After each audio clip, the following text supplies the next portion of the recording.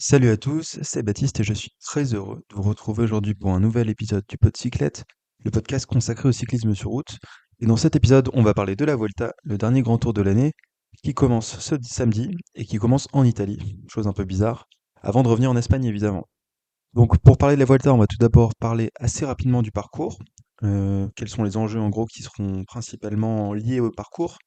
Ensuite, on va regarder les équipes et les favoris pour ce Tour d'Espagne. Et ensuite, on regardera rapidement ce qui se passe au niveau des classements annexes, mais c'est pas vraiment l'enjeu principal de ce Tour d'Espagne. Donc tout d'abord, au niveau du parcours, je trouve qu'il manque un peu de lisibilité. On part d'Italie, on va jusqu'en France, à Voiron, ne me demandez pas pourquoi. Et une fois qu'on sera à Voiron, ensuite on fait un transfert pour aller en Espagne et faire un contre-la-montre par équipe. Je me suis noté que donc il y avait énormément d'étapes en arrivée au sommet. Il n'y a pas d'arrivée en descente. Et donc je crois qu'il y a plus de 10 arrivées au sommet quand même sur l'ensemble de cette Volta. Mais globalement, les étapes de montagne, elles sont pas très dures, quoi. C'est vraiment du profil Volta. On n'est pas sur des gros enchaînements de cols comme on peut le voir sur le Tour de France ou sur le Giro.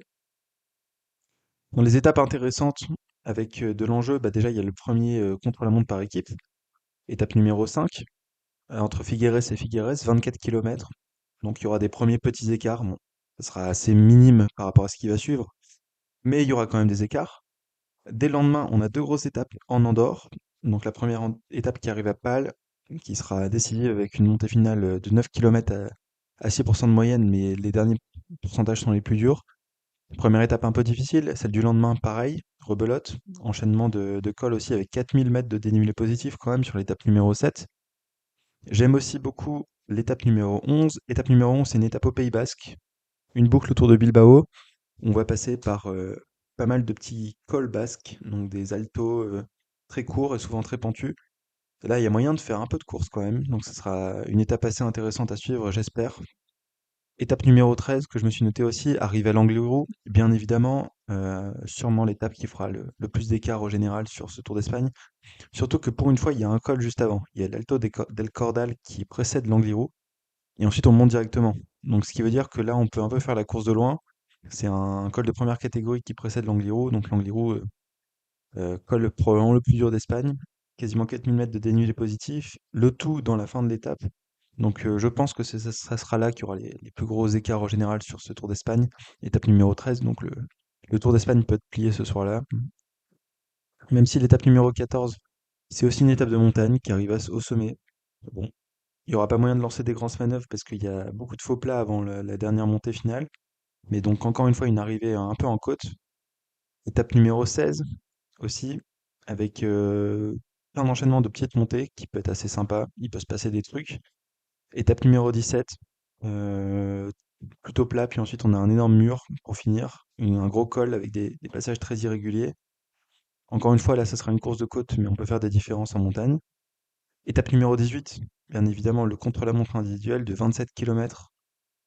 La deuxième étape qui fera le plus d'écart, je pense, après l'Angliru. Et ça sera une étape assez longue quand même pour un contre-la-montre individuel. 27 km, c'est pas rien.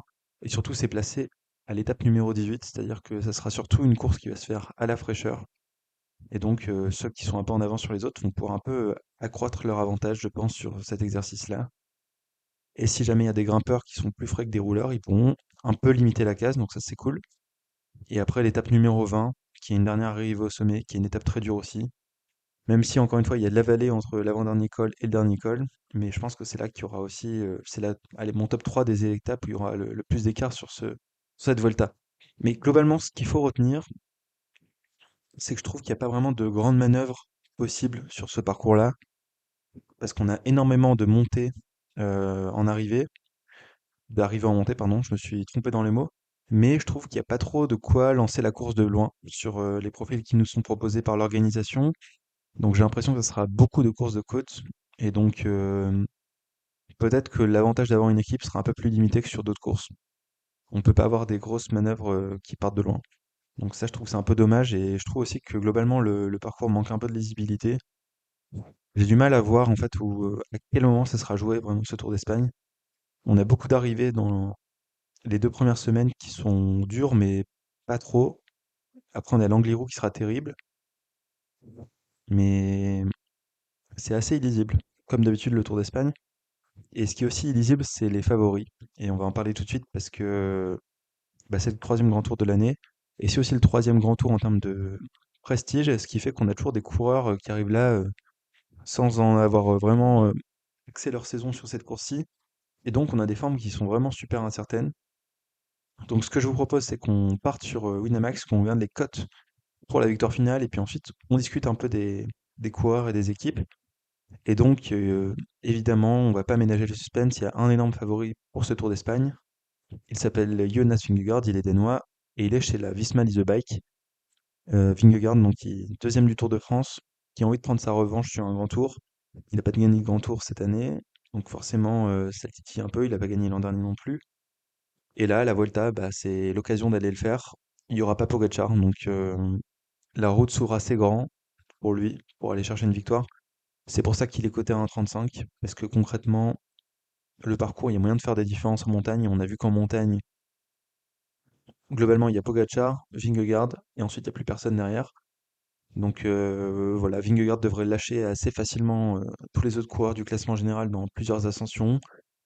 On a vu aussi qu'il avait travaillé son punch pour le Tour de France, donc ça convient pas mal à un profil Volta, parce qu'il y aura beaucoup d'arrivées, il faudra un peu de punch. Maintenant, Vingegaard a développé un peu cette caractéristique-là, pardon, qui lui souriait pas trop avant.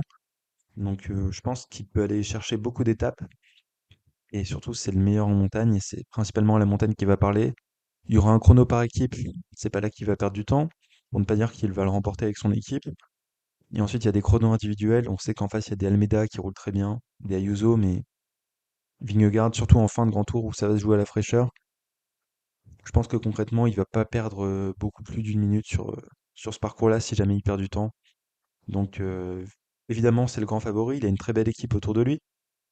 Dans son équipe, on a Sepkus, le lieutenant de toujours, évidemment, même si Sepkus n'est pas forcément le coureur le plus en forme du moment. Il y aura Jorgensen, Jorgensen aussi sacré lieutenant, même si, comme Kuss, il a fait le Tour de France et il n'était pas super à ce moment-là. Un qui était super par contre sur le Tour de France, c'était Campenart. Campenart qui sera à nouveau aligné. Un roule toujours qui sera très utile dans le chrono par équipe, qui sera très utile dans les vallées, etc. Donc très bon équipier. Kelderman aussi, équipier de fou. Et aussi il y aura Bentelet. Bentelet qui, lui, a axé sa saison, si je dis pas de bêtises, sur la Volta. euh, et qui a fait un beau Tour de l'Ain. On a vu qu'il était assez fort en montagne. Pas très loin d'aller chercher à chaque fois Ken Brooks et puis Nicolas Prodhomme. Donc coureur intéressant, qui a axé sa préparation sur la Volta, donc ça sera un très bon équipier, je pense, pour Vingegaard. Et puis Vingegaard, il faut quand même parler un petit peu de lui. Euh, Bah concrètement, il a fait le Tour de France en montant en puissance, j'ai l'impression, parce qu'il était plus fort qu'au Dauphiné. Après, la fin de Tour de France était vraiment particulière, hein, avec la bagarre avec Pogacar, là où c'était assez malsain. Je pense pas qu'il ait fini le Tour de France complètement cramé, même s'il était battu par le plus fort. Et donc on verra s'il est capable d'enchaîner sur un autre grand tour. Je pense que la réponse est plutôt oui. Et c'est aussi ce que pensent les bookmakers puisqu'il est coté à 1,35. Ensuite, coté à 6,50, Joan Almeida et coté à 7,50, Juan Ayuso. On va parler des deux en même temps parce que c'est le tandem de la UAE. Ça sera les deux rivaux principaux de Jonas Vingegaard. Et bah, c'est pas évident de les classer l'un par rapport à l'autre. On va commencer par parler de la composition de la UAE. On a vu que la Visma, ils avaient des très, très beaux coursiers. C'est pareil chez la UAE, c'est encore une belle armada avec du Jevine, du Domen Novak, Mikel Bjerg, Marc Soler, qui vont entourer donc les deux leaders que sont Juan Ayuso et Jean Almeida. Je pense qu'au départ, il n'y a pas de leadership assumé, ou alors en tout cas, on peut pas le savoir parce que les deux coureurs ont des formes quand même relativement incertaines, je trouve. Almeida, pour rappel, début de saison de folie, même s'il gagne beaucoup de courses où il n'y avait pas trop de concurrence. Tour de France où il semblait bien, et puis cette chute dans l'étape de Mur de Bretagne. Une côte cassée, il abandonne après 2 jours entraînant sa misère, en étant lâché sur du plat. Depuis, pas de course.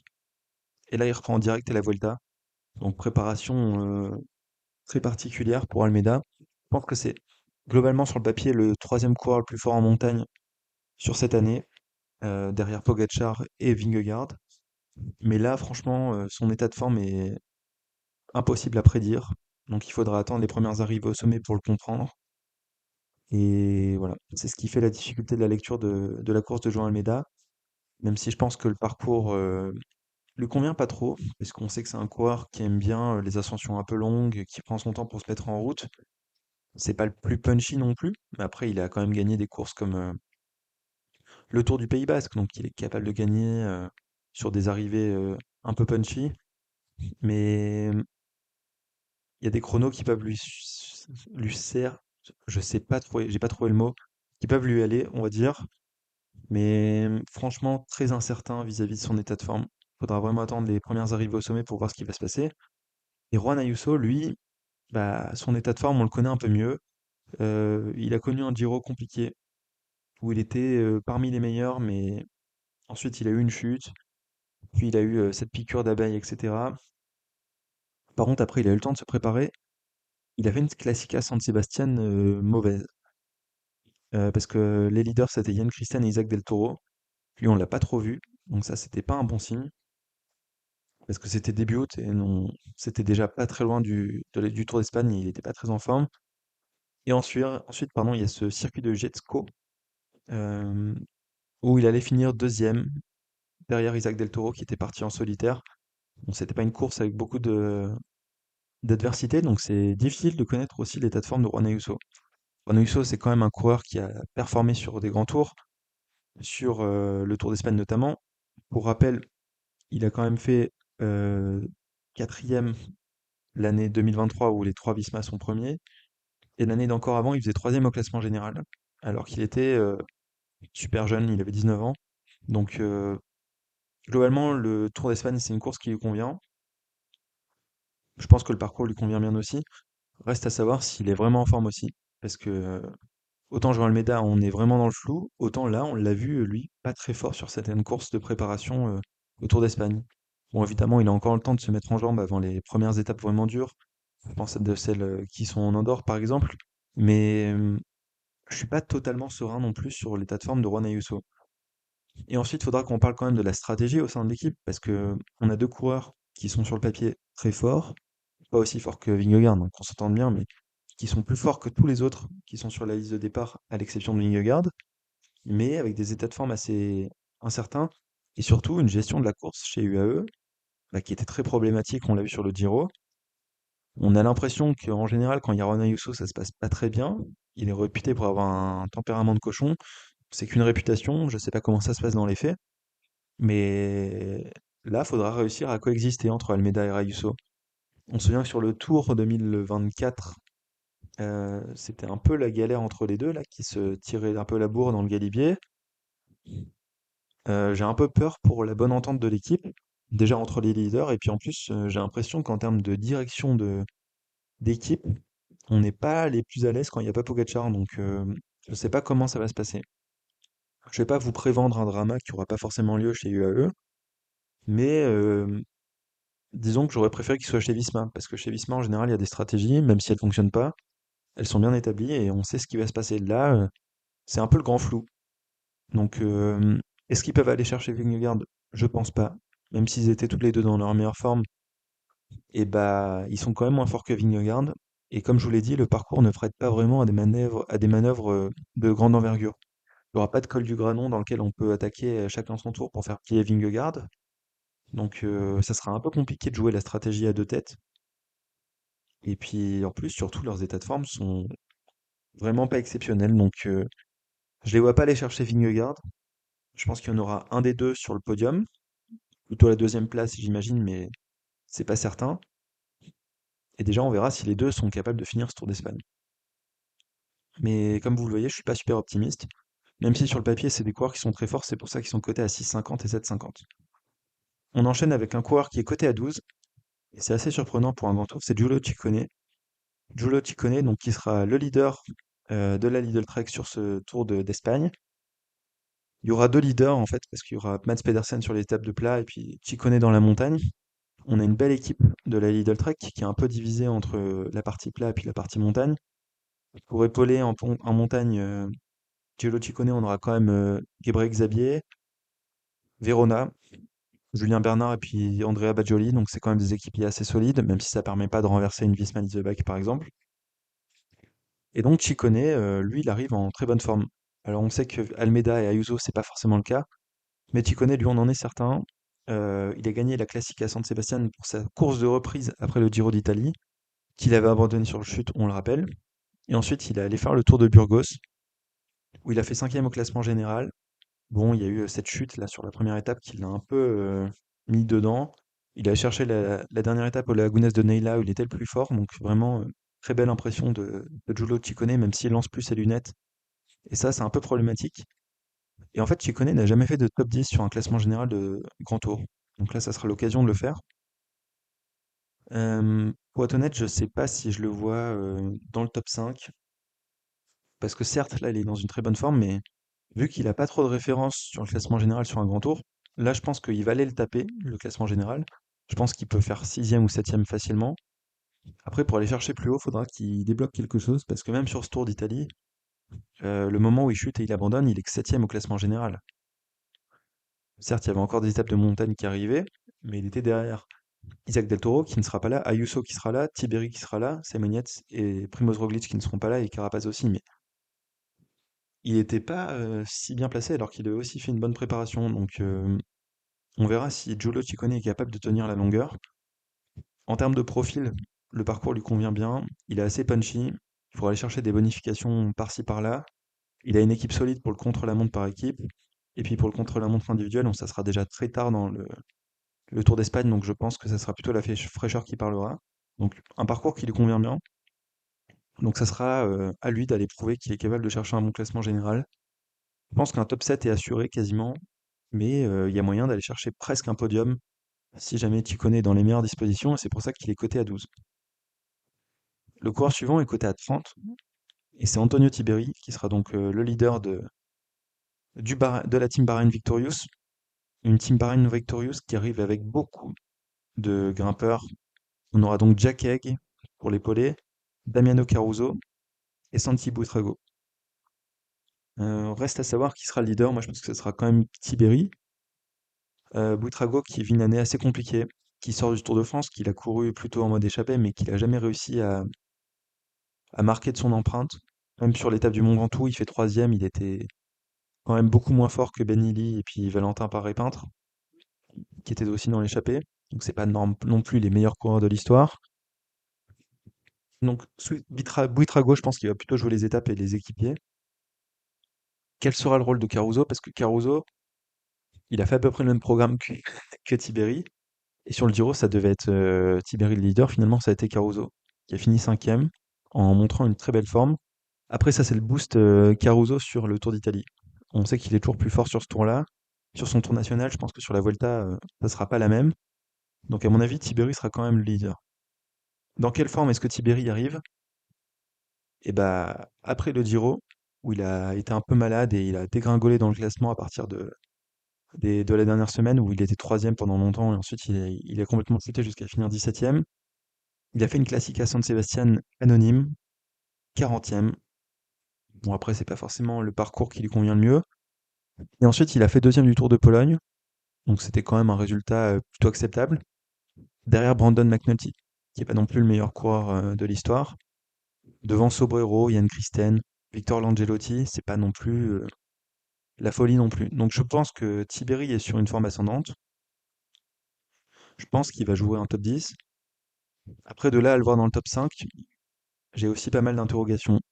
Et c'est un parcours qui peut lui convenir. Il y a un contre-la-montre individuel où il pourra reprendre du temps aux autres coureurs. Mais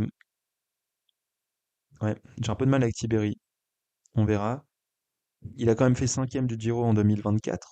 Donc il est capable de faire des bons classements généraux. Il arrive avec une préparation axée sur le Tour d'Espagne, plutôt sur la fin de saison, donc c'est quand même bon signe. Mais ouais, je pense que mieux qu'un top 5, ça sera un peu compliqué. Mais pourquoi pas si jamais il brille. Et il aura toujours une belle équipe autour de lui. Côté à 40, on a Derek G, mais Derek G ne participera pas finalement. Donc les bookmakers sont pas encore à jour, mais pour information, Derek G a été retiré de la start list et ne fera pas le Tour d'Espagne. Côté à 40, on a aussi Egan Bernal, qui sera donc le leader de la team Ineos. Ineos qui n'a pour l'instant pas encore annoncé complètement son équipe. Il devrait y avoir Ghana et Kwiatkowski, et le leader devrait être Egan Bernal. Ça, c'est à peu près sûr. Bernal, Tour d'Italie, moyen, on va dire. qu'il a fini à la septième place en courant n'importe comment. Surtout sur la fin du Grand Tour, il a semblé un peu peiné quand même, Egan, en faisant des mauvaises places sur des étapes de montagne. Et il a probablement payé la stratégie trop offensive de son équipe, où il attaquait un peu à tort et à travers. Et septième sur le Tour d'Italie. Là, il a repris à Burgos, pardon, où il a fait sixième au classement général. Bon, derrière des Léo Bisio, ça fait un peu mal. Il était lâché quand même en montagne. Donc moi, aussi un peu peur pour Egan Bernal. C'est un coureur qu'on apprécie tous beaucoup, mais bah, je pense qu'il fera pas mieux que sur le Giro. C'est-à-dire il peut faire septième, mais je le vois mal aller plus haut. Donc dommage pour Egan Bernal. Mais même s'il est bien préparé, je pense qu'il sera pas capable de faire un podium ou un top 5. Il sera un peu plus loin. Ensuite, côté à 50, on a Skelmose qui ne sera pas présent. Encore une fois, les bookmakers ne sont pas forcément à jour. Côté à 60, on a Félix Gall. Donc Félix Gall qui sera le leader de la Décathlon AG2R, la mondiale, qui est une belle équipe quand même, hein. Puisque autour de Félix Gall, il y aura aussi Bruno Armirail, Callum Scottson, Johannes Stottminte, pardon, et Léo Bisio. Léo Bisio dont on attend beaucoup après un super tour de Burgos, une belle classique à San Sebastian.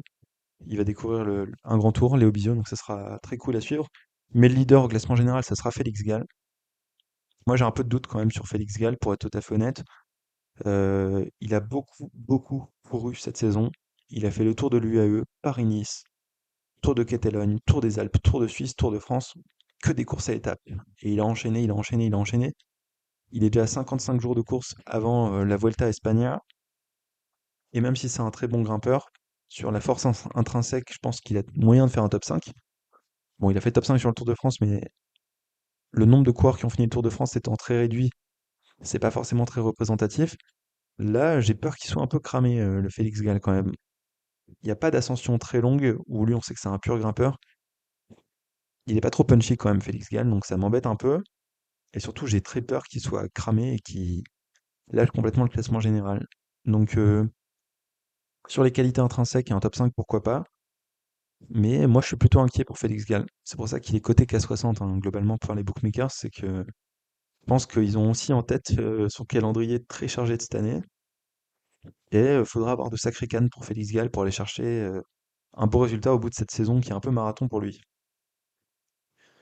Côté A60, on a aussi deux coureurs de la Red Bull Bora, Giulio Pellizzari et Jane Lay, donc qui devraient être a priori pour l'instant annoncés comme co-leaders sur ce Tour d'Espagne.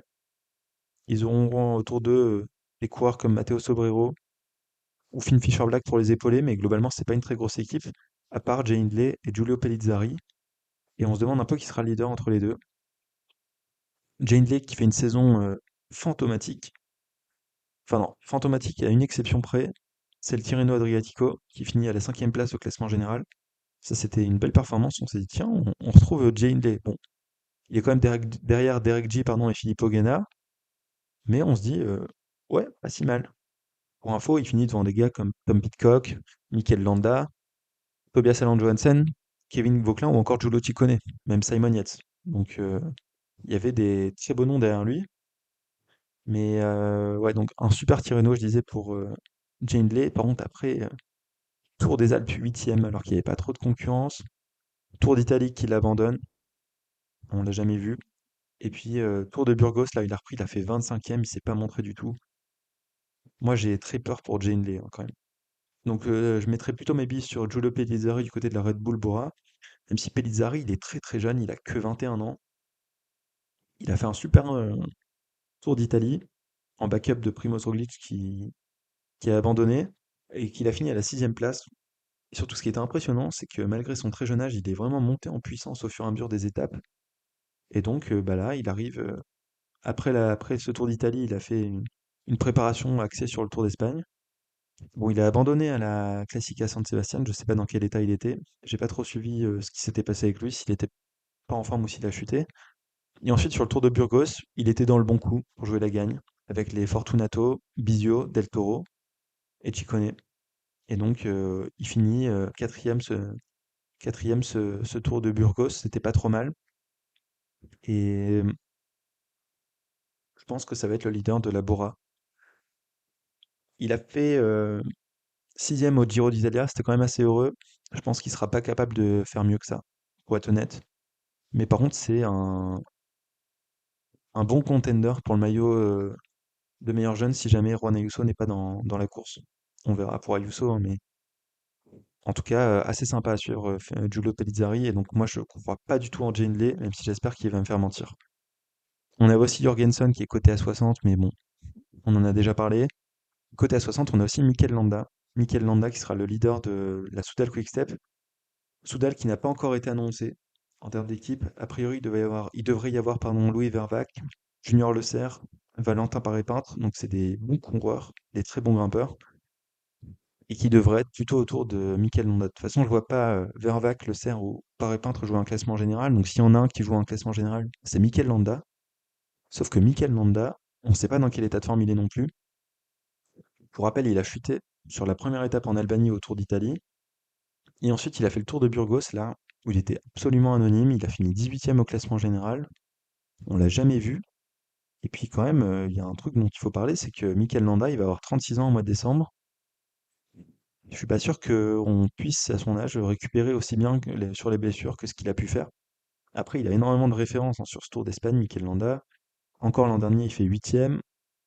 L'année d'avant, 5e. Donc c'est un mec qui est très régulier sur les top 10 sur la Volta. C'est un très très bon grimpeur. Potentiellement, sur le plan du papier, ça peut être l'un des trois quatre meilleurs grimpeurs de ce Tour d'Espagne. Moi, j'aurais du mal à croire en lui aussi.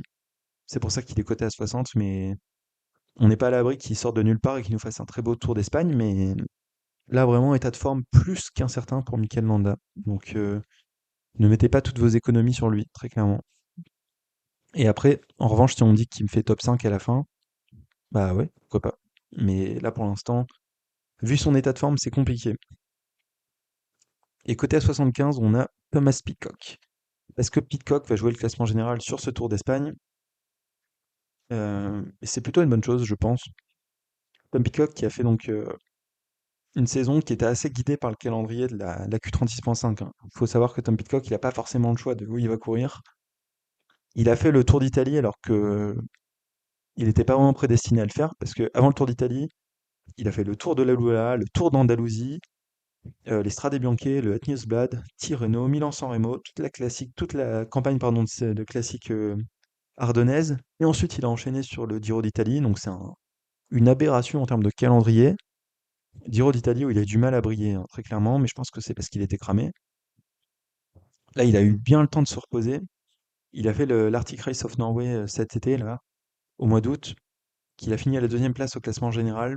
C'était assez difficile de se débarrasser d'un Corbin Strong qui était très strong, justement, et sur un parcours assez plat. Et je pense qu'il arrive plutôt en bonne forme quand même, Tom Peacock. Et il a annoncé qu'il voulait plutôt jouer le classement général, si je dis pas de bêtises. Alors déjà, il peut jouer beaucoup d'étapes, parce qu'il a un profil où il va pouvoir aller chercher pas mal des étapes qui sont en arrivée au sommet, mais qui sont pas trop dures. Et en vrai, bah, s'il veut jouer le classement général, au vu des incertitudes qu'il y a autour de tous les autres coureurs dont on a mentionné le nom juste avant, bah franchement, un top 10, c'est possible. Et j'ai peut-être plus de certitude sur un Tom Peacock maintenant que sur un Landa, que sur un Jay Hindley, un Félix Gall, par exemple. Donc, je pense qu'un top 10, c'est vraiment à la portée d'un Tom Peacock. Et je me mouille en disant qu'il sera dans ce top 10 à la fin de ce Tour d'Espagne. Donc ça, c'était les favoris principaux, on va dire, de ce Tour d'Espagne. Il y a beaucoup d'équipes qui arrivent quand même sans leader principal pour le classement général. IF qui part sans Carapace, qui a priori n'est pas assez remis pour faire ce Tour d'Espagne. Alpecin de Koenig, bon, ça on a l'habitude, mais il n'y a pas de coureur pour le classement général. Kia non plus. Donc ça fait déjà trois équipes sans leader pour le classement général. Cofidis, il y aura Bourman, mais bon, ça sera compliqué d'aller jouer un classement général. Intermarché, sans coureur pour le classement général. Movistar, bah, je suis pas sûr qu'il y en ait un qui le joue, parce que entre Castrillo, Romo, Jefferson Cepeda, c'est Alvaro Cepeda, hein, c'est pas Jefferson Alexander Cepeda. Il n'y a pas de mec pour le classement général finalement. Picnic qui part finalement sans Max Pool, qui était annoncé au début. Qui d'autre? Israël qui part avec Mathieu Riccitello, mais qui est encore trop jeune pour aller jouer des classements généraux. Lotto, sans coureur pour le classement général. Burgos, Rural, bah, sans leader pour le classement général. Ça laisse énormément de trous et je pense qu'il y a des équipes qui peuvent en profiter. Donc on va en parler tout de suite. Astana tout d'abord. Astana qui a plusieurs belles cartes.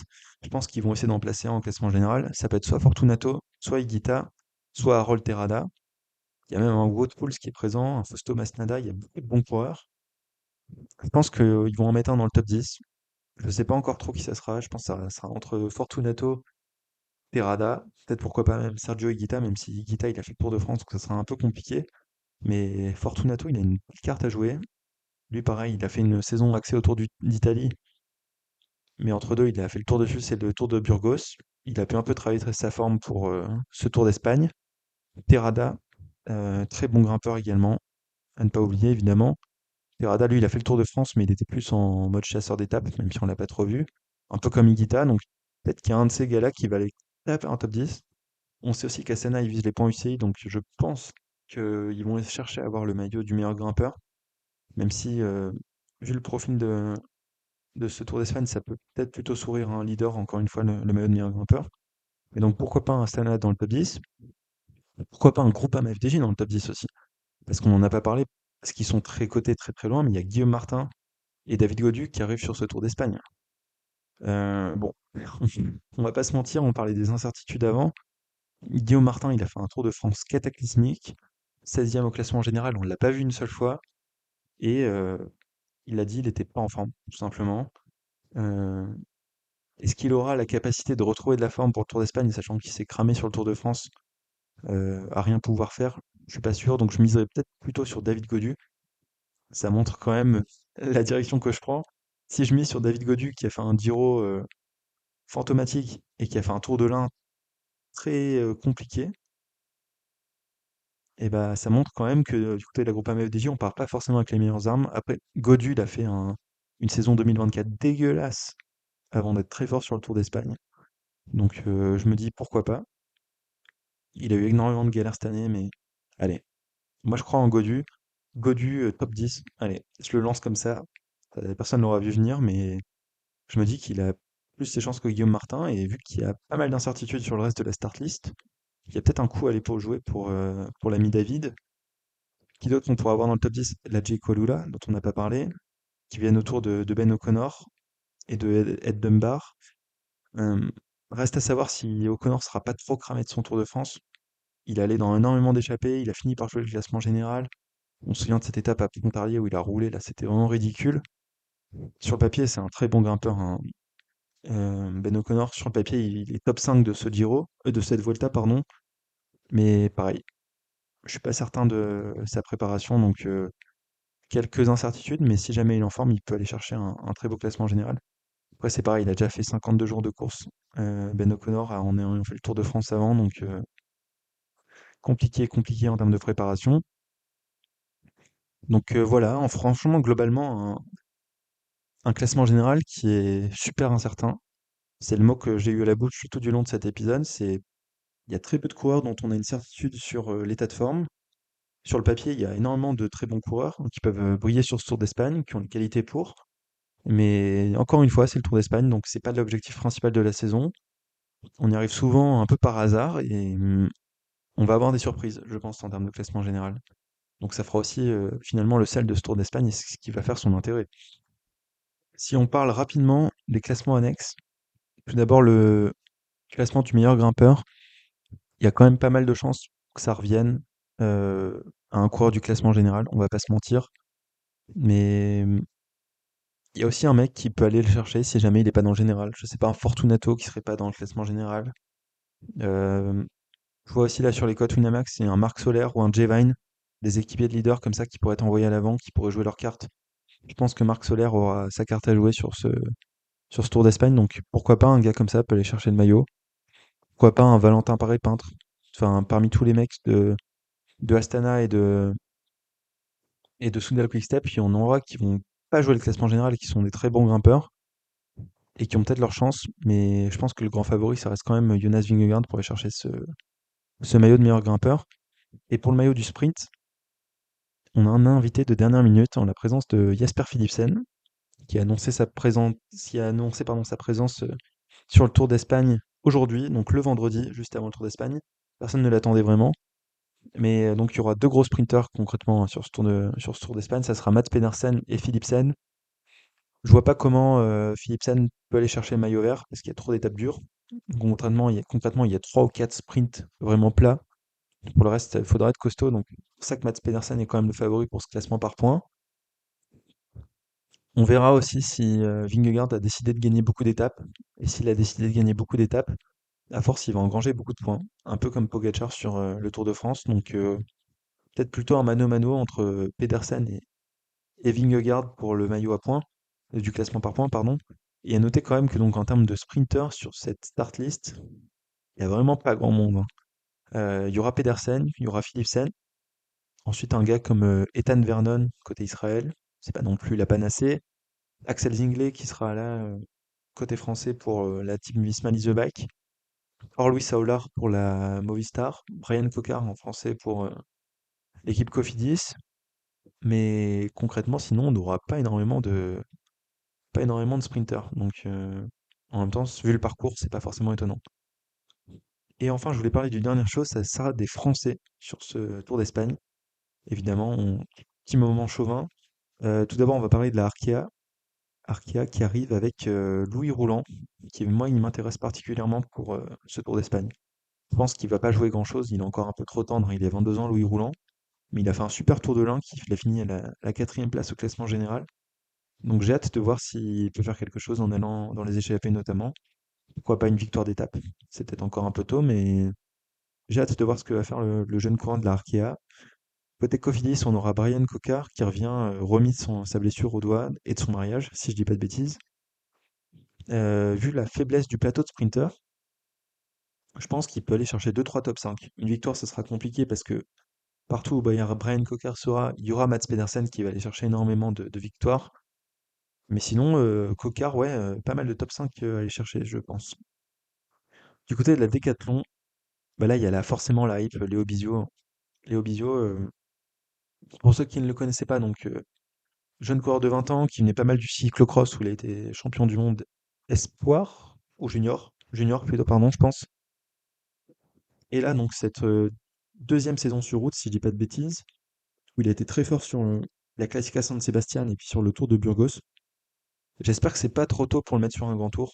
Je pense qu'il sera un peu cramax sur la deuxième partie de la Vuelta, on va pas se mentir, mais j'ai hâte de voir ce qu'il va aller faire sur les premières étapes. Ça sera très cool à suivre. Et on va pas oublier quand même chez la Décathlon un mec comme Bruno Armirail, qui marche très fort cette année. Et aussi Jordan Labrosse. Jordan Labrosse, qui va aller choper des échappées, 22 ans lui aussi. Donc beaucoup de jeunes sur ce jeune français sur ce Tour d'Espagne. Et je pense qu'en échappée, il peut aller faire des beaux résultats. Il s'est montré sur le Tour de Burgos. Il s'était montré aussi sur la Classica San Sebastian où il était dans l'échappée. Donc moi je dis pourquoi pas aller chercher une victoire d'étape en échappée pour ces gars-là. Du côté de la Groupama FDJ, j'ai déjà parlé de David Gaudu et de Guillaume Martin, donc je pense peut-être un top 10 pour David Gaudu. Je dis ça, mais à tout moment il peut bider et faire 85e. Les autres coureurs qui seront à suivre, eh ben, il y aura notamment Thibaut Gruel. Thibaut Gruel qui a une belle pointe de vitesse. Et pareil que pour Brian Cocard, il passe plutôt bien les bosses et il n'y a pas un plateau de sprinter très élevé sur ce Tour d'Espagne. Donc aller chercher des top 10 et pourquoi pas des top 5 sur certains sprints, ça peut être une bonne possibilité pour Thibaut Gruel de la Groupama FDJ. Il y aura Julien Bernard du côté de la Lidl Trek. Il sera équipier à n'en pas douter, mais ça fait toujours plaisir de le voir courir. Si Valentin Paré-Peintre est confirmé, parce que la start list de la Soudal n'est pas encore définitive, et bah ça peut être une très belle carte pour aller chercher des échappées et des belles victoires en montagne. Je pense à une étape comme l'Angliru, par exemple. C'est des profils qui peuvent très bien convenir à Valentin Paré-Peintre, et je pense qu'il aura sa liberté dans cette équipe s'il est aligné. Donc très cool à suivre. On aura aussi Axel Zinglet, qu'on va suivre du côté de la Visma Leasebike. Même profil que Cocard et que Thibaut Gruel, mais en plus fort, je dirais. Donc Axel Zinglet, il a le problème de Mats Pedersen aussi, parce que partout où il sera, il y aura aussi Mats Pedersen, mais je pense que Zinglet, il va aller chercher 2 ou 3 podiums d'étape. Ça m'étonnerait pas de lui. Donc une victoire d'étape, ça risque d'être trop compliqué, parce qu'il y a Pedersen, mais sinon je le vois bien aller briller, Axel Zinglet. Donc Je suis plutôt optimiste pour nos Français sur ce Tour de France, sur ce Tour d'Espagne, pardon, et je vois bien une victoire d'étape. Je sais pas encore de qui, mais je pense qu'on va pouvoir s'illustrer peut-être un peu plus que sur le Tour de France où la start list était trop forte en termes de qualité. Là, il y a un peu plus d'espace et donc je vois bien une ou deux victoires d'étape françaises sur ce Tour d'Espagne. Voilà, j'espère que cet épisode vous aura plu. Je pense qu'on fera pas d'épisode hebdomadaire à chaque fois, mais si jamais il se passe des trucs intéressants, je me laisse le droit de sortir un épisode supplémentaire sur ce Tour d'Espagne. Profitez bien de ce dernier grand tour de la saison et salut!